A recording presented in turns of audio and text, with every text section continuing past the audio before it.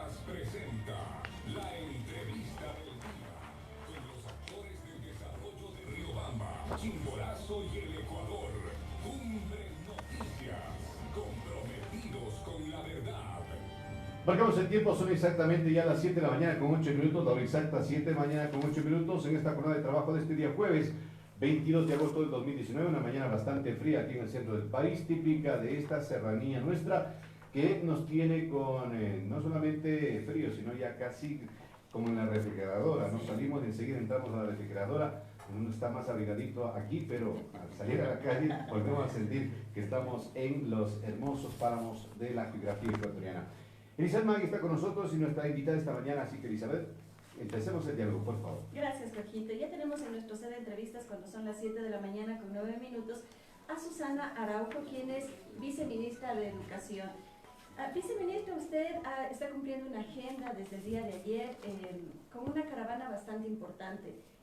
Esto con el fin, pues, como de acercar o tener como mayor intimidad entre los docentes, la tecnología, los alumnos, y me parece una propuesta bastante interesante. Esta se llama Caravana Educativa. Juntos soñamos, juntos construimos. Viceministra, cuéntenos de qué se trata, de dónde surge esta idea y por qué es tan importante que tanto la ciudadanía como los docentes estén bien enterados de lo que se trata. Buenos días y bienvenida. Muchas gracias, Maggie. Muy buenos días con todos los radioescuchas. Efectivamente, hemos iniciado una caravana importante desde el día de ayer. Estuvimos en San Miguel Bolívar y la señora ministra estuvo en Tulcán e Ibarra. Y posteriormente vamos a seguir en la caravana con otros compañeros, sus secretarios de Fundamentos Educativos, su secretaria de Innovación y Buen Vivir, con el objeto de dar a conocer ciertas directrices de inicio del año lectivo. Esa, digamos, es una de las componentes, pero quizás el más importante y el más innovador es que vamos a hacer una actividad lúdica, dialógica, que tiene como objetivo establecer cuáles son, como docentes, autoridades, padres de familia, lo que se llama una comunidad de aprendizaje. Es decir, en esta es una actividad que vamos nosotros a soñar cuál es la escuela y cuál es la educación que queremos, cuáles son nuestras necesidades, nuestras expectativas y qué es lo que nosotros desde diferentes momentos, desde diferentes ámbitos del quehacer educativo queremos en la educación. Queremos no solamente de decir quiero una construcción nueva, quiero que me pongan un pizarrón, sino que quiero también en cuanto a calidad, en relación con mis compañeros, en relación de mis pares, porque es una experiencia que ya lo hemos sacado anteriormente.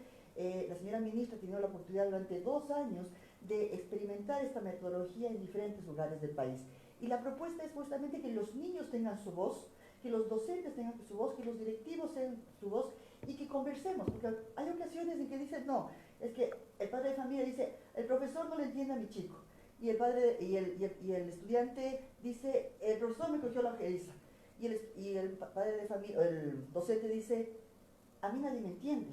Yo tengo que hacer planificaciones, tengo que reproducir un montón de acciones, evaluaciones, planificaciones, dar cuenta a los padres de familia, corregir pruebas, y a mí quién me escucha. Entonces, este es un espacio, Maggie, que lo que queremos es en 60 minutos reflexionar y poner cuál es mi sueño. Alguien me decía, los soñadores, ¿para qué sirven? Y yo creo que los soñadores servimos para mucho. Construyendo, soñando, edificamos una nueva educación. Y posiblemente podamos tener personas que dicen, sí, falta esto. Sabemos exactamente cuáles son las realidades de muchas de las instituciones. Y no queremos tapar el sol con un dedo y decir aquí no pasa nada. Pero esto es un evento que tiene como fundamentalmente un carácter eminentemente reflexivo, de decir qué es lo que yo estoy buscando como educador, como docente comunitario, como rector, y qué es lo que yo quiero hacer en educación, y a qué me comprometo. Y esto no es solamente una idea utópica, sino que toda la información que se va a recabar en esta jornada nos va a servir como información de primera mano para lo que serían nuestras mesas de educación y para nuestro acuerdo nacional. Hay algo que me llama la atención, viceministra, y en esta caravana que dice el profe youtuber, capacitaciones en tecnopedagogía, estrategias de educación, código de convivencia. ¿Cómo funciona esto del profe youtuber? Bueno, Esto es parte de una propuesta que vamos también a presentar. Javier Díaz me acompaña, es nuestro director de tecnologías para la educación. Básicamente queremos al maestro dotarle de una serie de herramientas tecnológicas donde él pueda utilizar planificaciones modélicas, donde pueda utilizar libros interactivos, y fundamentalmente el profesor youtuber es una experiencia muy interesante porque son unas mini pastillas de información que el profesor da sobre un determinado tema o alguna experiencia exitosa en el aula. Entonces el profesor youtuber es aquel que está interactuando, obviamente en el youtuber, y da una experiencia exitosa que a él como docente le permitió abordar tal o cual tema. Entonces, esto nos posibilita que también el maestro, vamos entrando en la era digital. Alguien nos cuestionaba y nos decía, claro, hacen eso, pero todavía no tenemos computadores. Sí, efectivamente no tenemos computadoras en todos los colegios, pero en aquellos colegios que están, no podemos nosotros decir, entonces, como hay computadoras, que los maestros estén allí, miren qué es lo que hacen, sino darles herramientas.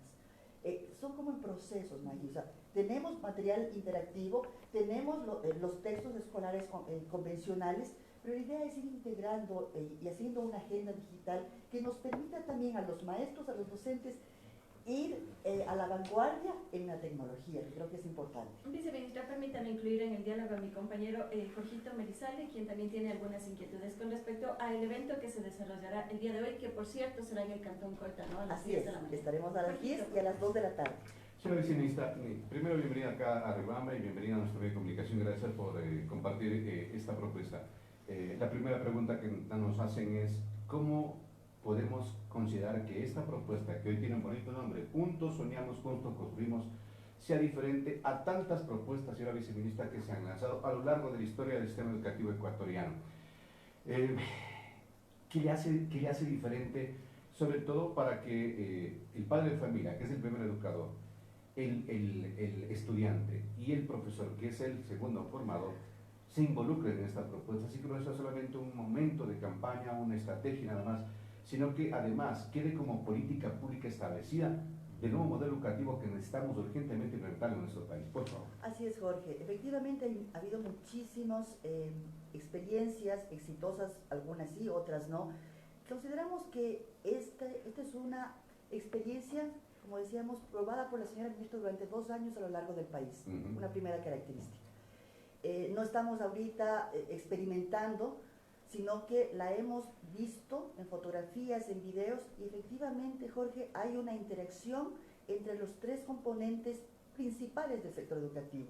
Porque es como Susana Madre, ¿qué es lo que quiere en la educación?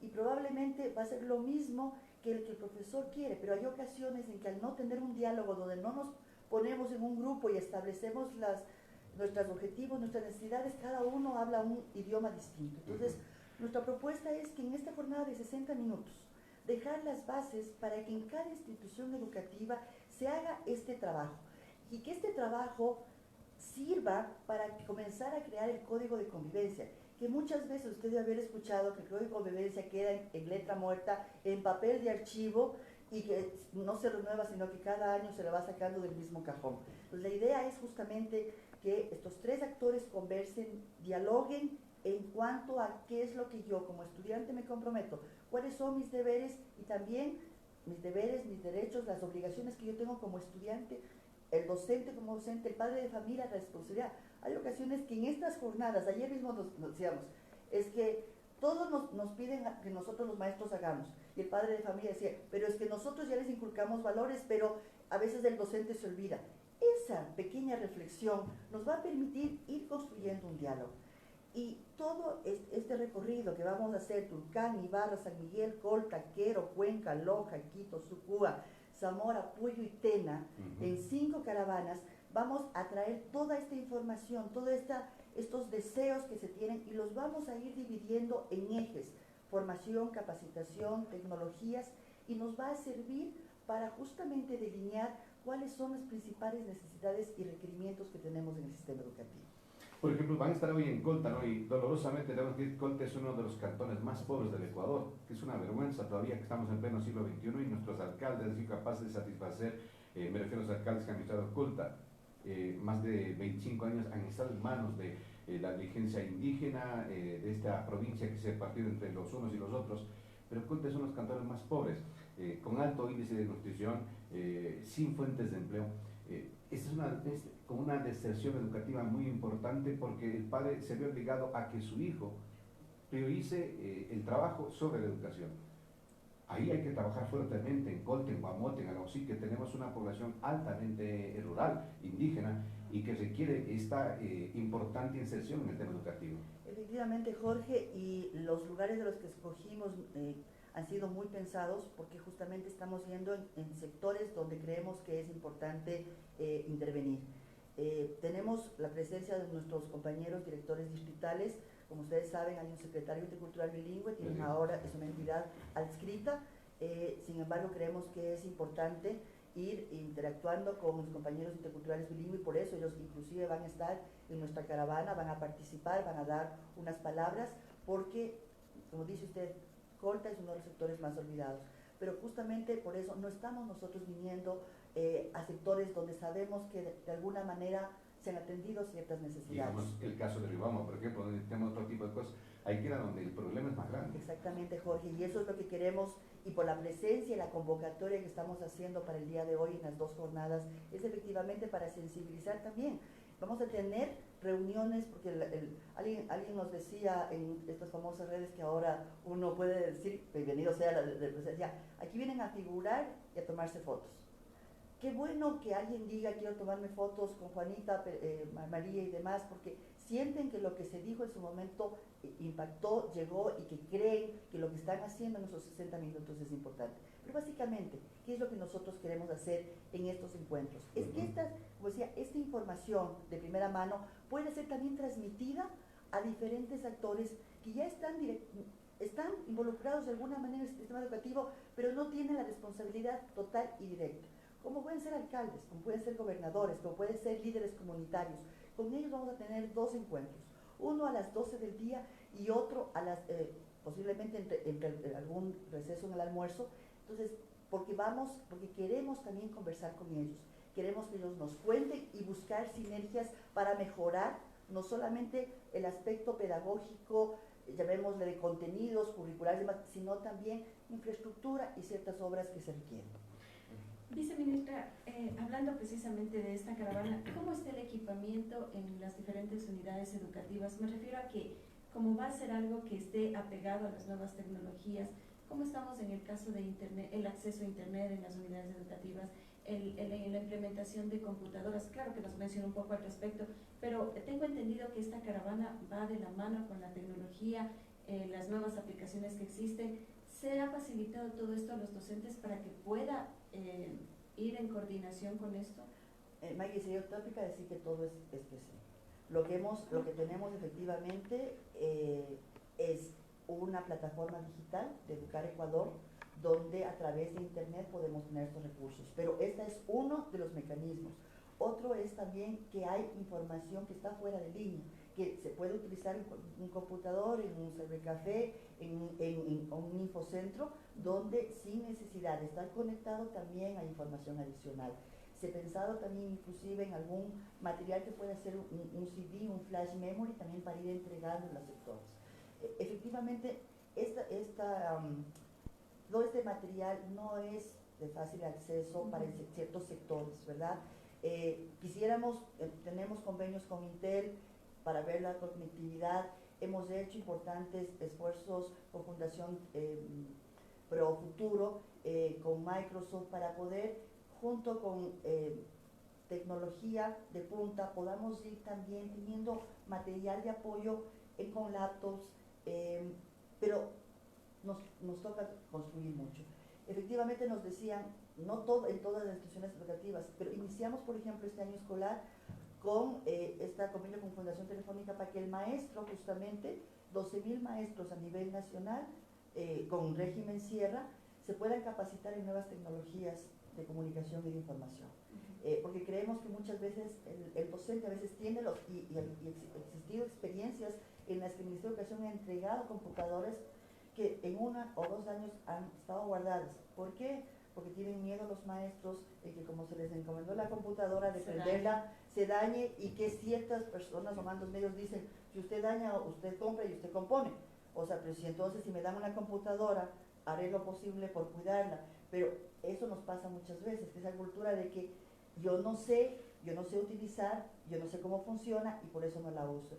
Y hemos visto casos muy importantes en sectores sumamente vulnerables, que el trabajo de investigación lo están haciendo a través de los medios digitales. Eso no reemplaza, obviamente, al proceso de los docentes, pero tenemos que también buscar estar inmersos también en una era de información donde, como digo, no es cuestión del copy-paste que dicen los jóvenes, sino es también de que puedan hacer investigación y puedan ir creando otros mundos y mirando otros mundos diferentes al suyo y haciendo un análisis crítico de lo que ellos viven y de la realidad que les circunda. Ahora, sin embargo, no nos podemos abstraer de una realidad. No importa si sea en lo urbano o en lo rural, los jóvenes cada vez más están en las redes, cada vez más están con la tecnología, cada vez más ven el mundo a través de un teléfono inteligente. Hay que trabajar fuertemente en este tema, y bajo esa perspectiva de esa visión, ¿cuál es el grado del compromiso que previo al inicio del año académico, por ejemplo, en el régimen Sierra de Amazonía? Los maestros entraron recién esta semana nuevamente a sus actividades, están los estudiantes rindiendo los exámenes remediales y todo eso, y ya nos viene, a menos de 2 semanas, el inicio del nuevo ciclo académico. ¿Qué novedades hay, viceministra, con el nuevo año académico? Porque siempre el padre de familia quiere saber algo. El maestro quiere saber si esa terrible carga de trabajo que se les entrega con informes, con matrices y demás, va a variar. ¿Qué novedades tenemos? Estamos analizando, tenemos efectivamente la ministra y los viceministros un mes en funciones. Hemos hecho un análisis justamente con las áreas técnicas de saber cuál es el peso administrativo que tienen los docentes. Sabemos que es mucho, sin embargo creemos que no podemos, sería irresponsable de nuestra parte en un mes quitar todo para tener una buena aceptación del maestro. Estamos analizando justamente el proyecto educativo institucional con las áreas técnicas, de ver efectivamente qué es necesario en el proyecto educativo institucional. Se tiene que cambiar en 4 años, en 5 años, en 10 años. Las áreas técnicas, que son quienes hacen esta política de decir al maestro, lo estamos teniendo en talleres y mesas con nuestras áreas técnicas que nos expliquen las razones de ser, o la razón efectivamente de la pertinencia de cada una de las políticas. Lo que sí creo que es importante, Jorge, mencionar, y yo creo que es importante adelantar un poco a la comunidad, es que toda esta información, recursos técnicos, talleres de 40 a 60 horas que vamos a dar sobre planificación, sobre clase inversa, sobre proyectos colaborativos, van a servir de insumo en este primer inicio de año lectivo, porque efectivamente alguien nos dirá, y yo no quiero que ustedes después digan, la señora Susana Araujo se fue y no nos comentó esto, porque es algo que tenemos que decirlo a los padres de familia y a la comunidad en general. Nos hablaban de los textos escolares. Como ustedes deben haber escuchado, hubo un momento, una política de trabajar unos módulos pedagogizados, los cuales los vamos a colgar en la red.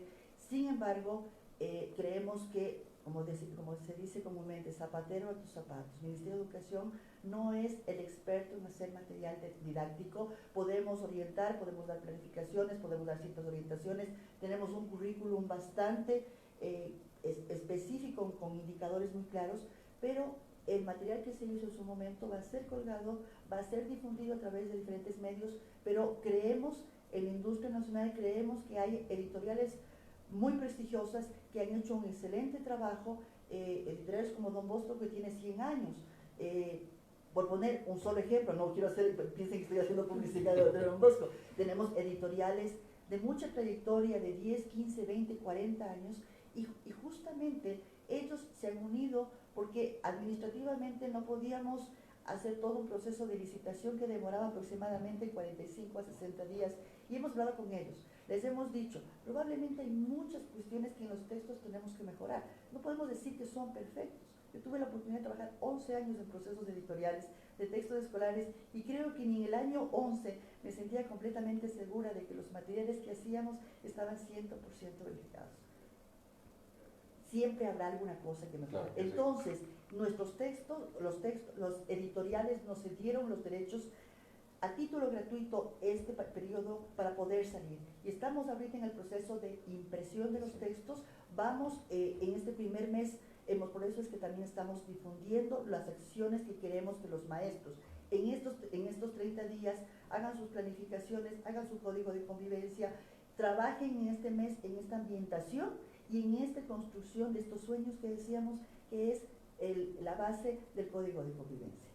Viceministra, ¿cómo va este año que vamos a empezar este año lectivo? ¿Cambiará algo? Me refiero, por ejemplo, a la entrega de textos gratuitos, uniformes me parece que es al ciclo inicial. ¿Se entregará todavía los uniformes o se suprimirá algo este año? Coméntenos algún cambio que vaya a haber. Básicamente en los textos escolares, por cuestiones de tiempo y por obviamente ser conscientes de que entregar un material, vamos a hacer 2 entregas. La primera entrega va a ser un libro unificado que va a tener las 2 primeras unidades de cada una de las 4 áreas básicas. Y luego el segundo texto lo vamos a entregar una vez que las imprentas, 4 o 5 imprentas me parece que ganaron la licitación, serán las que 24/7 estén imprimiendo los 12 millones de textos que tenemos que entregar a nivel nacional. Esto con respecto a los materiales, vamos a tenerlos en estas dos entregas. Quisiera dar la palabra a nuestro coordinador zonal, creo que es importante que conozcan también sus comentarios, sus puntos de vista y nos comente específicamente, porque él tiene una responsabilidad en territorio, creo que es importante escuchar su voz también. Sí, tenemos también en nuestro sede de entrevistas a Patricio Rivera, quien es coordinador zonal de educación. Y hablando acerca de los textos, yo quisiera impartirle una duda que tenían algunos padres de familia, y me alegro que ahora estén aquí para poder responder. Se estaba diciendo en algunas unidades educativas que los textos que fueron utilizados por los estudiantes en años anteriores debían ser regresados. E incluso escuché por ahí decir que si es que no lo hacía, el padre de familia será sancionado de forma monetaria o de otras maneras. Despéjenos de estas dudas, por favor. Para nada. Bueno, primeramente, señor viceministra, buenos días, compañeros, buenos días con todos. En efecto, o sea, para nada,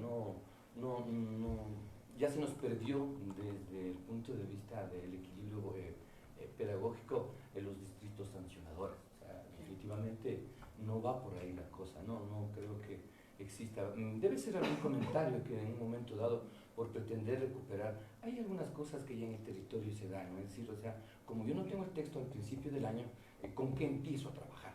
Entonces quizás esa metodología dice, a ver, devuelva menos de los años anteriores para yo empezar. Yo he dicho con claridad, los textos que entrega el gobierno nacional a través del Ministerio de Educación son solamente una herramienta pedagógica, nada más. No son el fin ni el propósito de la hora clase, para nada. O sea, en ese sentido, definitivamente, o sea, descartamos este asunto, no lo acaba de decir el señor viceministro, en el sentido de que se está haciendo toda una planificación, toda una programación para atender los textos en su debido momento y en su debida área, ¿no? Escuché, bueno, nos hicieron llegar, y gracias al Ministerio de Educación, a la Coordinación de Educación de aquí, un oficio donde decía que es voluntario, es decir, aquellos padres de familia que consideran que el texto está en buenas condiciones, puede devolverlo y así, Sí, pero es voluntario. Claro, o sea, exactamente, es que muchas de las cosas ya no son como se está planteando, no hay ninguna cuestión más que eminentemente voluntaria, inclusive los aportes y todo que hemos discutido en las radios y en el territorio, es una cuestión eminentemente voluntariada, ¿no? Entonces, y eso pasa por el hecho, por ejemplo, de que los padres de familia,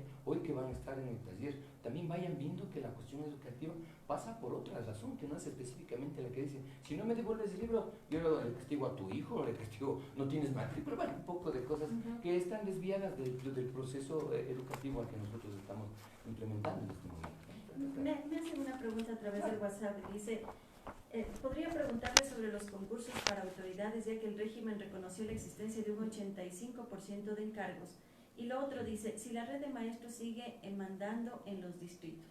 La primera básicamente es el hecho de que el concurso está suspendido, ¿sí? Así como suspendió el Quiero ser maestro 6, igual el de autoridades está suspendido, ¿no? Esperemos que a finales de este año o ya al inicio del próximo año se reinicie con esa actividad y realmente esto corre cuenta por el hecho de que tengamos el financiamiento adecuado para poder realmente cumplir y no se diga que se está dando encargos sin la cuestión económica, ¿no? O sea, eso primerito, el momento en que se reabra nuevamente el proceso de los compañeros maestros que ya están dentro, o sea, obviamente seguirán con la siguiente prueba, digamos, porque la primera de personalidad ya lo hicieron. Dice, Lo otro, déjenme terminar. Sí, Lo de la red de maestros. Lo de la red de maestros, Sí, exacto. por O sea, no, yo creo que hay una cuestión. Ayer estuve posesionando yo en Pastaza a otro compañero director distrital, y lo he dicho con claridad, que nosotros no venimos acá a posesionar directores distritales, ni tampoco rectores de las unidades educativas a nombre de ningún gremio. Para nosotros está súper claro el hecho de que realmente nos interesa desde el Ministerio de Educación. La señora ministra lo ha dicho, y lo digo hoy enfáticamente, aquí está nuestra señora viceministra. O sea, a nosotros nos interesa el genérico educador, el maestro. No nos interesa la cuestión de su gremio en sí. El gremio es para los compañeros maestros. Para el sistema educativo lo que nos interesa es las capacidades, las potencialidades, las competencias que cada uno tiene, y obviamente las habilidades y los papeles, es decir, o sea, los títulos, y obviamente todo el proceso de capacitación que haya tenido un maestro para ser o director distrital o director de unidad educativa. O sea, yo descarto el hecho de que algunos son de pronto son del red, otros no lo son, porque yo tengo autoridades acá en la zona 3 que no son de ninguno de los dos gremios, O sea, más pero o tienen menos un perfil perfil, muy excelente que nos permite a nosotros en la unidad educativa tener al día un montón de cosas. Otra pregunta que me hacen dice, ¿la nueva estructura va a seguir funcionando, es decir, zonal, distritos y circuitos? Y también me preguntan de la apertura de escuelas comunitarias. Bueno, la cuestión, no sé si la señora viceministra o sigo con la palabra. Gracias, muy amable. En ese sentido, nosotros tenemos ya un registro oficial que es público, ¿no? Entonces, más bien ahí, en ese tipo de construcción, nosotros en el territorio estamos, digamos, a la espera. Si hay necesidad de aportes de información, lo estamos haciendo. Estamos a la espera realmente de que se tome una decisión y se implemente o no una nueva estructura sobre la cual se base el sistema educativo. Cualquiera que sea la estructura sobre la que se monte el sistema educativo, pues nosotros desde el territorio responderemos, porque en función de eso nosotros nos interesa, como siempre, acá en el territorio, en nuestros hogares, ¿no? O sea, el desarrollo pedagógico de nuestros niños. Cualquiera sea la estructura que realmente, con la que tengamos que realmente trabajar. En el caso de las escuelas comunitarias, Bueno, sí. nosotros tenemos acá en Chunchi, fue la ¿Se primera, hizo el lanzamiento claro, oficial? claro, por supuesto, se hizo el lanzamiento oficial. Fueron las dos iniciales que nosotros tenemos 5. Tenemos alrededor de 27, ¿no? ¿Que se irán reabriendo? No, o ya están ya en proceso, ¿no? Ok. Y debo decirlo con claridad, es un sistema en el que a nosotros nos permite tener un contacto con la comunidad, y no solamente con la comunidad, sino también con los gobiernos autónomos centralizados. Muchos de ellos nos están ayudando con la cuestión de reapertura de las calles para llegar allá al sistema comunitario. Tenemos el presupuesto, o sea, está ahí el presupuesto, y obviamente en cada presupuesto debe ser justificado en función de todo aquello que trabajemos con la comunidad, con las autoridades y con nosotros para poder hacer una Bajo este reapertura, principio, ¿no? señor director, ¿cuál es el futuro de las escuelas del milenio? Por ejemplo, aquí en Chimborazo tenemos algunas, tenemos en Guano, tenemos en Guamote, me parece que también por Payatanga y en Penipe. Tienen que seguir funcionando, o sea, tienen que seguir trabajando, tienen que seguir prestando servicio. Desde luego, o sea, yo creo que ahí, mejor dicho, estoy seguro completamente de que nos va a seguir sirviendo, digamos, esa infraestructura. ¿Se van a que seguir tenemos. llamando así? ¿Van a tener otra estructura, otra definición? Bueno, esto de la cuestión de las unidades educativas del milenio, o sea, el nombre milenio definitivamente no Se acabó.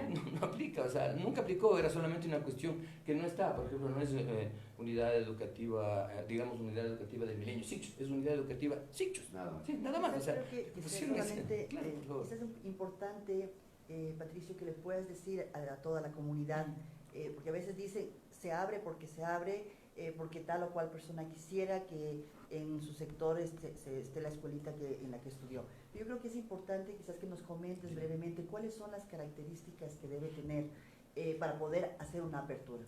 Sí, nosotros hemos trabajado, estimada viceministra, y a toda la ciudadanía, en función de lo que estipula la norma clara. Es decir, o sea, insistimos en lo otro también, o sea, nada es obligado, todo es eminentemente voluntario, ¿sí? Entonces, en ese sentido, nosotros hemos socializado con las comunidades, estamos socializando con el sector indígena, acá justamente en Colta, Chunchi y Guamote, que son los sectores donde más realmente estamos poniéndole ojo, como se dice, ¿no? Entonces, básicamente el disparador de todo eso es el deseo de la comunidad, es el deseo de que la comunidad diga, yo quiero, nosotros queremos reabrir, nos conviene, nos hace falta, ¿no? O sea, nosotros consideramos que tenemos los 20 niños o 25 niños o 30 niños, nosotros queremos que regrese. Esa voluntad expresa por escrito hace que nosotros realmente nos disparemos a trabajar, ¿no? No solamente el hecho de que las comunidades vengan, nosotros también hemos implementado también un trabajo en toda la zona, básicamente, inclusive hemos trabajado con los señores gobernadores y con los jefes políticos y técnicos políticos para para que nos ayuden en el proceso de difusión, para que las comunidades, conociendo exactamente su voluntad, nosotros hacemos el proceso ya de inducción, nos vamos a la comunidad, vamos con planificación, claro, y los terrenos, ¿no? Con los compañeros autoridades, con los compañeros alcaldes, ¿no? Estamos trabajando también en la cuestión de los terrenos, muchos de estos terrenos que se certificaron hace años, ¿no? Estamos hablando inclusive de generaciones, podemos hablar de que realmente se decía, yo tengo esta hectáreacita que está en mi propiedad, hagamos una escuela, y así se construyó. Entonces, pero hoy la responsabilidad con la que se está actuando en términos educativos permite de que realmente inclusive revisemos algunas cuestiones en los gobiernos autónomos descentralizados para poder realmente tener una cuestión de propiedad como Ministerio de Educación, o sea, poner en regla la casa, poner en regla todo lo que es escrituras y registros, con el objeto de que en términos de ley podamos intervenir. Muchas veces no podemos intervenir porque los predios no son del Ministerio, y ahí, por más buena voluntad que tengamos, no podemos intervenir en donde no es nuestro. Y ahí nace la importancia, señora viceministra, de que los señores alcaldes se involucren y que nos dejen de decir, ya no es nuestra competencia el sistema educativo, la educación es competencia de todos nosotros, de lo público y de lo privado, es una tarea de todos nosotros. Y este diálogo que ustedes están en esta caravana, hoy me dice que van a mantener diálogo con los alcaldes, con los presidentes de las juntas parroquiales, con los líderes comunitarios, con los maestros, con los padres de familia. Es importante que les hagamos que cambien ese chip de que yo hago solo lo que el COTAD me dice, mentira. Este país irá a donde la educación los lleve, y es una tarea de todos nosotros. Efectivamente, Jorge, creemos que hay voluntad. Tuvimos ayer la presencia de 3 de los 5 alcaldes, que creo que eso es una convocatoria importante, interesante, donde nos decían qué es lo que ustedes requieren. Y creo que eso es sumar fuerzas, ¿no? Ayudar. Anteriormente se decía, eso es del Ministerio de Educación. Yo creo que es importante saber si hay un recurso que pueda tener la alcaldía, que pueda tener el gobernador, que pueda tener el líder político, puede tener la empresa, porque muchas veces la empresa privada. Nosotros tenemos una experiencia increíble, conocimos de primera mano una experiencia en una escuela de Ayampe, hace una semana con la señora ministra, donde vinieron a contarnos, y esto era básicamente mucha cuestión de autogestión, donde los padres se unieron, donde construyeron, arreglaron la escuela, y yo digo, hay una tarea importante del gobierno, de las entidades del gobierno, pero también hay una responsabilidad de los empresarios, ¿sí?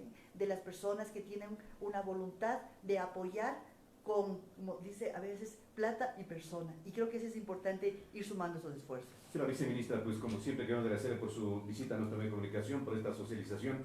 ¿Y qué le decimos a la sociedad en este nuevo caminar de juntos soñamos, juntos construimos? Decir que, invitarles a todos los maestros, padres de familia, que hagan un seguimiento de la tarea del Ministerio de Educación, de nuestros coordinadores zonales, de nuestros directores distritales, que hay un espacio abierto para el diálogo y que efectivamente vamos desde el área pedagógica, que somos tanto la ministra como yo, somos educadores de muchos años y conocemos de primera mano los problemas educativos que existen. El señor viceministro de Gestión tiene su experiencia en todo lo que es, como yo digo, ejecución, obras y demás. Entonces creo que somos un equipo que tenemos la experiencia y las ganas muy grandes. Los dos hemos tenido la experiencia de haber trabajado en el Ministerio de Educación durante varios años. Entonces sabemos a veces las falencias y de qué patitas a veces cojeamos, y por allí nos metemos para poder ir buscando soluciones. Y el mensaje a los padres que se preparan en el régimen sierra, como la provincia del Chimborazo y la Amazonía, para este nuevo año, ¿qué les decimos? A los padres que no callen, digan, busquen las maneras de expresar cuando hay algo que no está funcionando. Tuvimos el día de ayer, inclusive hasta resolver situaciones de padres de familia que venían a decirnos de situaciones que se daban en la escuela. Eso es participación. Correcto. Que habían venido me decían un sector de casi a 1 hora y media, donde prácticamente tuvieron casi 1 hora que recorrer para llegar a donde estábamos. Y cuando, voy a poner el ejemplo porque es una cosa que nos pasó y es real. Ya entramos para la comunidad y ellos estaban sentaditos allí, y buenos días, ¿van a entrar? No, ¿qué pasó? Es que solamente vamos a atender aquí a los representantes. Y yo digo, y ellos no son los representantes. Sí, pero son también padres de familia y no son representantes. Por favor, tienen que entrar. O sea, pues probablemente tenemos una mesa muy grande y a lo mejor no van a hablar todos, pero pueden estar allí escuchando la discusión que tenemos en el campo educativo. Entonces, a los padres de familia que se expresen y sobre todo que también dialoguen con los maestros, porque hay veces en que hay una pugna entre que es que a mi hijo no le quieren y los maestros dicen algo. Ayer decían algo chistoso. Lo que pasa es que ahora que ya estamos hasta la matrícula automática, antes al menos le veíamos la carita y sabíamos quién venía, pero ahora con la matrícula automática solamente vienen cuando ya se quedaron de año. Esa es también la realidad que a veces decimos. Claro. Le damos a los maestros ahí, dice, lanzado la pelotita. El maestro el maestro sabrá cómo juega ese partido. Le veo el primer día y le vuelvo a ver a los 200 días, ¿no? Y todo me comunico vía WhatsApp. Lamentablemente, Grupos, esa es hay que cambiar ese chip y preocuparse más. Son 200 días en que el niño, la niña, el joven, el adolescente tiene tareas, tiene obligaciones y el padre es también su corresponsabilidad en el éxito de la educación. Efectivamente, Jorge, así es. Viceministra, pues gracias a usted por acompañarnos esta mañana, a la viceministra de Educación, Susana Araujo, y esta caravana educativa que hoy aterriza aquí en Chimborazo, estarán en Cancún, en Colta. Juntos soñamos, juntos construimos, y haremos el seguimiento para ver hasta dónde construimos este sueño que hoy arranca. Muchísimas gracias, contamos con ustedes. Gracias, viceministra. 7:44 minutos, pausa, volvemos. Bien, Gracias.